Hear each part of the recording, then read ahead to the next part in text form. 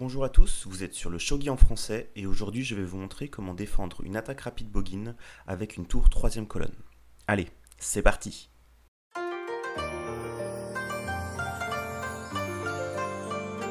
Donc comme je vous ai annoncé, je vais aujourd'hui vous présenter comment défendre un Bogin attaque rapide, donc en tour fixe, en jouant nous-mêmes une tour troisième colonne.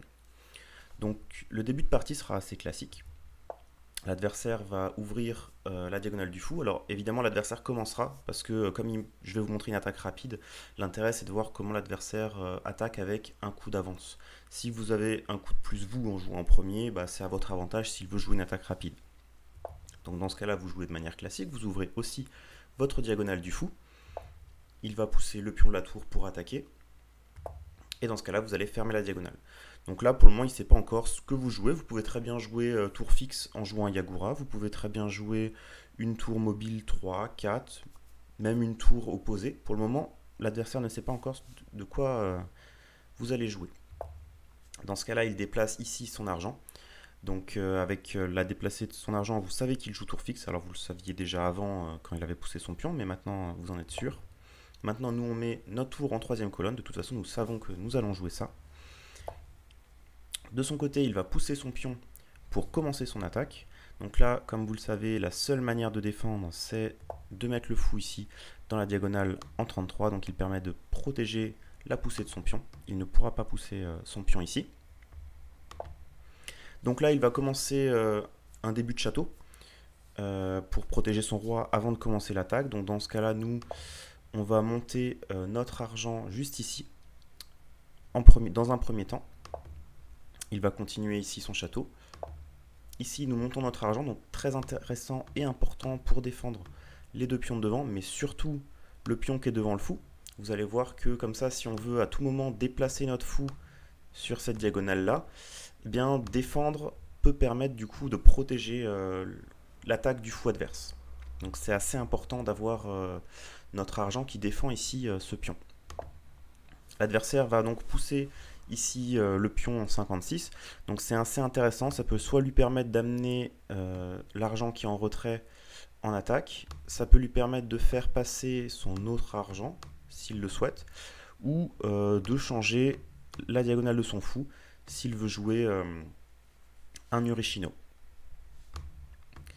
Donc, ici nous commençons notre château, on ne se presse pas trop, on joue une château tant que son attaque n'a pas commencé. De toute façon, on peut faire notre château tranquillement. L'adversaire donc va commencer un bateau, donc là il a un bateau actuellement avec cette structure juste ici. Donc ça c'est ce qu'on appelle un bateau, un château de première défense. Nous on va faire la même chose, on va commencer à protéger notre roi ici, faire une première défense aussi. Dans ce cas-là, s'il continue à pousser maintenant le pion 36, là on sait qu'il va bientôt commencer une attaque. Son pion est face au nôtre, son argent peut vite venir maintenant en Bogin devant la tour, et ça peut commencer à faire mal.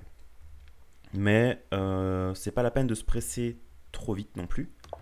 Donc dans ce cas-là, nous on peut commencer notre château aussi. Alors il y a deux façons, soit on peut mettre le roi puis monter l'argent, soit on peut monter l'argent comme je le fais là, puis mettre le roi. L'intérêt de faire ça, c'est que si on est un peu short, qu'on n'a pas le temps de se défendre, on peut s'arrêter simplement en 71, donc mettre le roi juste derrière l'argent sur cette case-là. Et en fait, ça nous permet de gagner un temps en défense, parce que le roi est quand même protégé sous l'argent, et en même temps, on peut après derrière bouger les pièces et un peu ouvrir la position. Alors que si je mets le roi d'un coup en 82, ça me coûte 2 coups de défense. Mon or, pardon, qui est juste ici, n'est plus défendu si je mets le roi là-bas. Et si l'attaque commence de son côté, je vais être un peu chaud pour défendre. Donc ça peut être intéressant de monter d'abord l'argent, puis après de mettre le roi en dessous. À noter qu'il faut faire attention aussi que l'adversaire n'ait pas de pièces en main, parce que s'il a n'importe quoi, par exemple un argent, un or, un fou, une lance, il pourrait parachuter juste ici, et dans ce cas-là, on serait un peu embêté pour continuer notre château du coup. Donc dans ce cas-là, il va mettre son argent juste ici pour commencer pour avoir fini son château, pardon. Donc là, il a fini son château, l'adversaire. Maintenant, il va attaquer. Ça, on le sait. Il a plusieurs façons d'attaquer. Il peut donc soit monter cet argent ici, soit il peut monter l'autre qu'il a de ce côté-là. Pour le moment, on ne sait pas s'il va faire un boggin, s'il va faire une autre attaque, mais en tout cas, son château est fini. Donc, nous, on va mettre le roi ici à l'abri. Donc, notre intérêt, c'est vraiment que maintenant, notre roi est à l'abri. Si maintenant il commence l'attaque, on n'est pas en retard. Si notre roi, on a le temps de le mettre en 82, on va le faire. Mais si on n'a pas le temps, c'est pas dramatique. Notre roi est vraiment à l'abri maintenant, donc il est protégé. Admettons que l'adversaire veuille ici pousser 96, donc c'est un coup qui n'est pas nécessaire, mais il peut le faire. De toute façon, si nous on pousse d'abord, il le fera sans doute en réponse. Donc là, il faut faire attention, parce que si on veut se presser et finir notre château, dans ce cas-là, il peut très bien, lui, nous pousser ici, et là, ça va être compliqué parce qu'on ne va plus avoir de case de fuite. Donc ça peut être vraiment embêtant. C'est vraiment à retenir, s'il pousse son pion, il faut vraiment qu'on se crée, nous aussi, une case de sortie. Donc on ne se presse pas pour mettre le roi à l'abri. Oups, on se presse pas pour mettre le roi à l'abri. On va répondre vraiment en poussant le pion. Comme ça, notre roi est protégé. Et on va avoir ici une sortie si vraiment ça se passe pas très bien. Au moins, ça s'est fait de gagner. Donc là, si l'adversaire commence à pousser maintenant son argent en attaque, on n'est pas pressé pour le moment. On va mettre le roi maintenant à l'abri en 82. Maintenant, notre minot est complètement fini. Notre défense est faite. Maintenant, l'adversaire va avoir deux possibilités pour attaquer. Il peut soit passer en 46, soit passer en 26. En fait, l'idée, c'est qu'il peut passer en 46, même si c'est pas forcément excellent, pour derrière pousser de ce côté-là. Et même potentiellement pousser un jour l'argent de ce côté-là ou de ce côté-là pour attaquer le pion qui est devant et un peu nous embêter. Mais pour le moment, ça ne nous gênerait pas parce qu'on aurait juste, s'il veut se déplacer encore une fois, on pourrait juste pousser ce pion-là et du coup il pourrait plus bouger. On pourrait aussi déplacer le fou de la diagonale. Donc pour le moment, ce côté-là ne nous embête pas trop. On va plutôt parler maintenant du boggin. Donc maintenant, le boggin, c'est quand l'argent passe devant la tour. Donc là, on est vraiment plutôt embêté. Là, on est dans un côté où maintenant on se fait attaquer. Alors, c'est pas urgent sur l'attaque latérale, donc sur le côté, parce qu'il y a le fou qui défend. Donc là, pour le moment, il n'y a pas de souci. Et s'il décide de pousser le pion en 16 pour nous attaquer et mettre l'argent ici, on aura juste à répondre au moment où il pousse le pion en poussant notre pion. Il ne faut pas le faire une fois que l'argent est monté, parce qu'une fois que l'argent est monté, ce sera trop tard. Admettons que je veuille jouer ça, qu'il pousse ici. Si je joue ce coup-là en réponse, dans ce cas-là, il pourrait monter, et là, ce sera trop tard.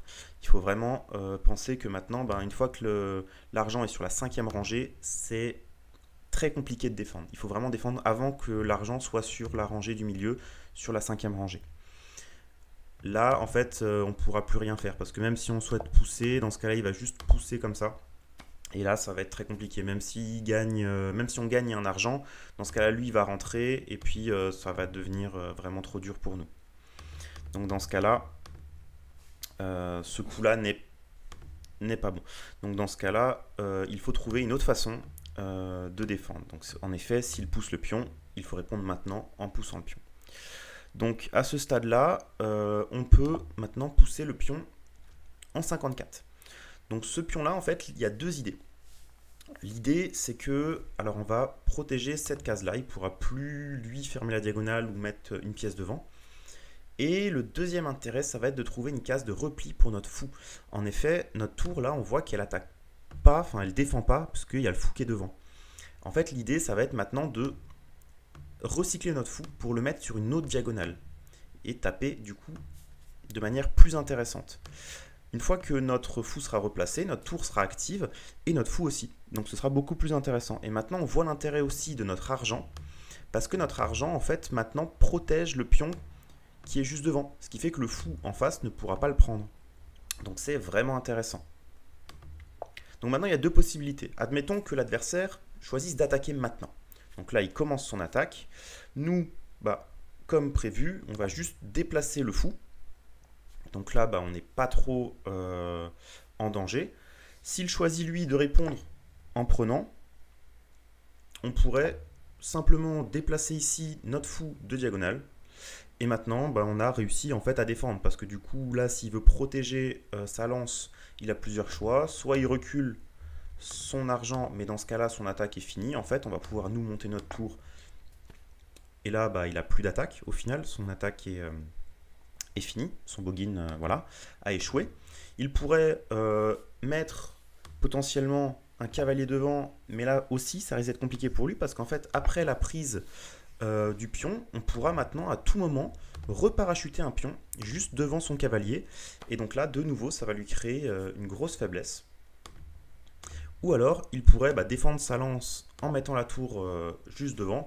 Mais là, encore une fois, son attaque serait loupée, puisque il va perdre beaucoup de temps à revenir en attaque. Et nous, on pourra de nouveau prendre ce pion et jouer maintenant de manière plus classique. Et lui, son attaque va être finie en fait. Il va devoir attaquer autrement. Donc là, c'est une première façon d'arrêter le boggin. En fait, s'il joue comme ça, maintenant, vous avez arrêté le boggin. Une autre façon, en arrière, ce serait pour lui d'attaquer. Donc au lieu de prendre tout de suite, de pousser, de prendre le pion, il pourrait par exemple jouer hop, la tour juste en face, avant de pousser. Donc dans ce cas-là, il pousse, il a la tour derrière. Comme ça, il attaquerait avec la tour avant de pousser son pion. Mais en fait, on aurait la même chose, on recule ici. Et ça nous embêterait pas beaucoup en fait, parce qu'une fois qu'il pousserait, dans ce cas-là, on aurait un peu la même chose. On pourrait pousser ici. Et là, une nouvelle fois, sa pièce est attaquée. Et en fait, on protège complètement son attaque. Donc là, voilà, on a bien défendu de cette manière-là son attaque de boggin en déplaçant donc le fou. Donc deux coups intéressants, c'est vraiment de monter ce pion ici pour se créer une façon de recycler et du coup de parachuter, de basculer de ce côté-là. C'est vraiment fort et ça va embêter l'adversaire. Pensez vraiment à celui-ci parce qu'en fait on pourrait dire que admettons basculer ce pion là serait intéressant aussi pour passer là, mais en fait de ce côté là c'est moins fort parce que en fait l'adversaire va simplement pouvoir venir lui nous embêter en poussant, en mettant son fou ici, et en mettant son fou ça nous embêterait trop, donc ça ne marcherait pas parce que du coup l'intérêt de ce pion là c'est que vraiment il bloque la case devant. Je vais maintenant vous montrer une autre façon de défendre si l'adversaire joue un petit peu différemment. A tout de suite.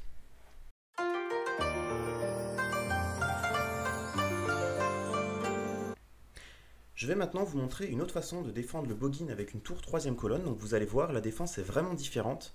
Ça va être une approche différente en système maintenant Ishida en fait si l'adversaire nous le permet. Donc admettons qu'il commence toujours à attaquer. Donc ça c'est une défense qui sera peut-être plus facile d'ailleurs à faire si c'est vous qui jouez en premier. Mais si l'adversaire le permet, vous pouvez aussi le jouer en étant deuxième joueur. Donc admettons que vous poussiez encore le pion. Il va pousser son pion ici en réponse. Maintenant vous fermez la diagonale encore une fois. Admettons qu'il continue son attaque en déplaçant son argent en 48. Vous mettez votre tour en 32. Et là, comme coup, il choisit de commencer son château. Donc son attaque ne commence pas immédiatement, il fait un coup de château. Et en fait, ce petit coup va vous permettre de jouer un coup très intéressant. C'est de pousser votre pion en 35. L'intérêt déjà, c'est que votre pion va bloquer la case 36. Donc lui ne pourra pas pousser son pion en réponse. Donc son attaque de boggin va être nettement moins forte, puisqu'il ne pourra pas attaquer de cette façon-là. Et en plus, vous allez pouvoir mettre en place un système Ishida. Donc je vais vous montrer. Admettons qu'il réponde en poussant maintenant son pion. Maintenant, vous avez plusieurs possibilités. Vous pouvez en effet défendre avec votre fou comme d'habitude, mais c'est vraiment pas l'idée ici. L'idée ici, ça va être de défendre avec la tour en 34. Parce que maintenant, vous allez défendre en fait cette case-là avec votre tour et plus avec votre fou. Ce qui est très intéressant dans le système Ishida. Donc, si maintenant l'adversaire choisit de continuer son château, parce que de toute façon son attaque est nettement diminuée, vous allez vous pouvoir monter votre argent dans ce cas-là. Ici, il va pousser son pion. Donc là, maintenant, il faut faire quand même attention. Parce que là, il menace en fait de pousser encore une fois. Et là, ça risque vraiment de nous embêter avec son fou et ce pion.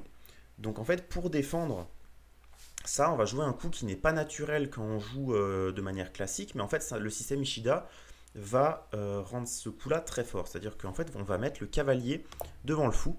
Donc en fait, un joueur qui joue sans connaître ce système-là va se dire que c'est pas très fort parce qu'en effet, on va obstruer la diagonale de notre fou, ce qui est plutôt embêtant. Mais en fait, le système Ishida est intéressant parce que maintenant que notre tour est juste ici, elle protège donc cette diagonale-là, cette colonne-là, pardon. Notre fou va pouvoir donc changer de diagonale.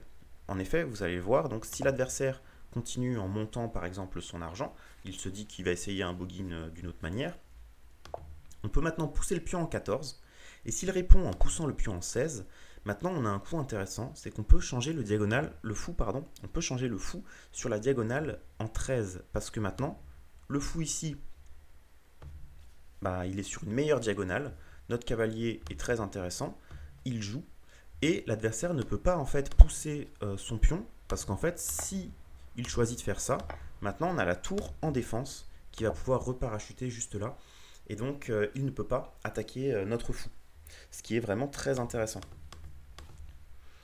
Donc dans ce cas-là, s'il continue en montant par exemple son argent de ce côté-là, on pourrait monter notre roi ici, et là maintenant, son argent a deux possibilités, c'est ce que je vais essayer de vous montrer maintenant à travers une autre variante, mais admettons qu'il joue comme tout à l'heure de manière classique, il fait un château bateau.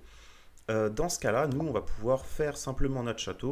Et ici, en fait, après une défense, on aura le temps de faire notre château parce qu'il ne peut pas attaquer, en fait. Il ne pourra pas monter. Et même en changeant de colonne, en fait, déjà, s'il change de colonne, on pourra prendre ici, par exemple, avec notre cavalier à l'avenir. Et en plus, s'il change de colonne, maintenant, notre pion, il est protégé 2 fois. Donc, il ne pourra jamais vraiment attaquer, en fait. Donc là, son bogin est arrêté. Donc maintenant, s'il ne peut pas faire de bogin, vu que vous avez fait cette attaque-là, par contre, il peut vous faire une autre attaque qui pourrait vous embêter un petit peu. Donc je vais continuer l'analyse pour vous montrer une autre attaque. Admettons maintenant qu'il choisisse de ne pas mettre son or en 58 pour faire un bateau, mais qu'il le mette en 38. Dans ce cas-là, en fait, ce n'est pas un bogin qu'il va faire, mais c'est un bokin. Il va mettre en fait l'or devant la tour parce que vous lui avez empêché de mettre l'argent devant la tour. Donc dans ce cas-là, nous on continue de manière classique, on fait notre château. Pour le moment, on ne panique pas. L'adversaire va mettre ici son général d'or en 27. Et alors là, on peut se dire que c'est un piège parce qu'en effet, son pion n'est plus protégé. On peut voir que notre cavalier attaque son pion et que son or vient de passer devant. Mais en fait, si on prend son pion, on va se retrouver un peu embêté. Parce qu'une fois qu'il attaque ici notre cavalier avec son or, on va devoir défendre obligatoirement avec notre pion. Et en fait, maintenant, on se rend compte que notre tour ne défend plus le pion qui est devant le fou. Donc en fait, on va se faire un peu embêter là-dessus. Et là, ça va commencer à être compliqué, l'attaque adverse va percer. Donc en fait, c'est un piège, il ne faut surtout pas prendre le pion avec le cavalier. Au contraire, le coup qui serait donc ici le meilleur, donc le plus naturel, en fait, ce serait de répondre en poussant le pion. On va essayer de changer la colonne de notre tour. Donc ici, on va la mettre juste ici. À noter donc qu'il y a plusieurs variantes existantes. L'adversaire pourrait prendre ou pourrait pousser ici dans ce cas-là, mais on va pour attaquer du coup la diagonale, mais on va privilégier ici la variante classique où l'adversaire répond en prenant le pion. Donc dans ce cas-là, on peut nous reprendre avec la tour, et donc là on voit que notre tour maintenant est en face, donc on est passé en tour opposé, on n'est plus en tour 3. Mais on a l'avantage ici quand même d'avoir toujours ce pion qui va bloquer un peu l'adversaire.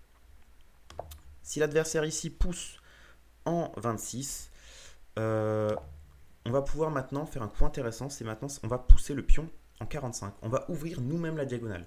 Alors ça peut être un peu étrange, on peut avoir peur parce que du coup on va ouvrir la diagonale de son fou qui va le rendre très actif, mais en même temps on va aussi rendre notre tour très active, et ça c'est très intéressant parce que en effet maintenant on va pouvoir attaquer la tour, le pion qui est devant le roi avec une tour flottante. En effet, si l'adversaire prend ici notre pion en 45, dans ce cas-là, on va pouvoir basculer notre tour en 74. Et là, ça va être assez intéressant.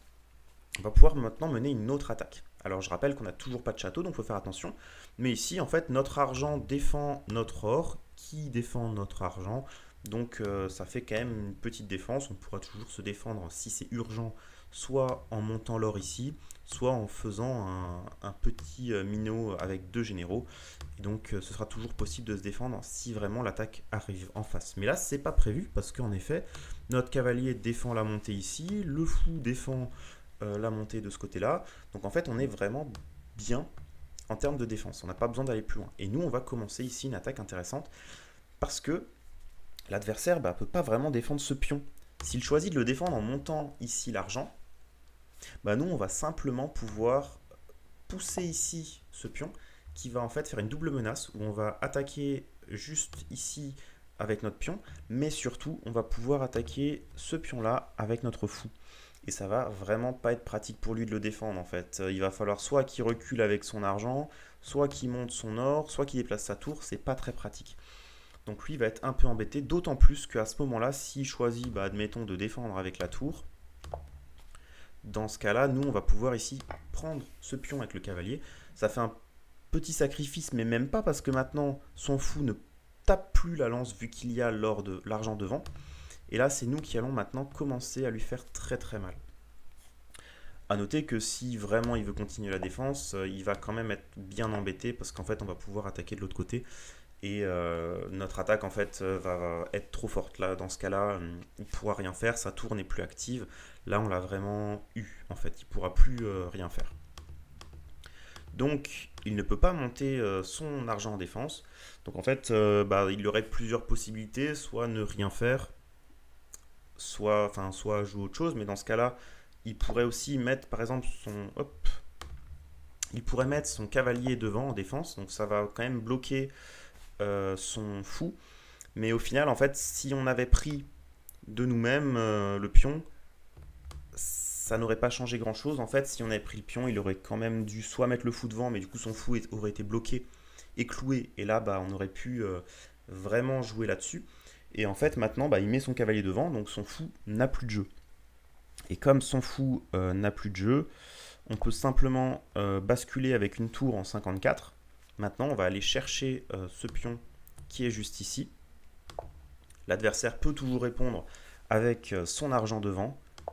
Maintenant, on reparachute un pion devant son or de ce côté-là. Et lui, maintenant, on va reculer.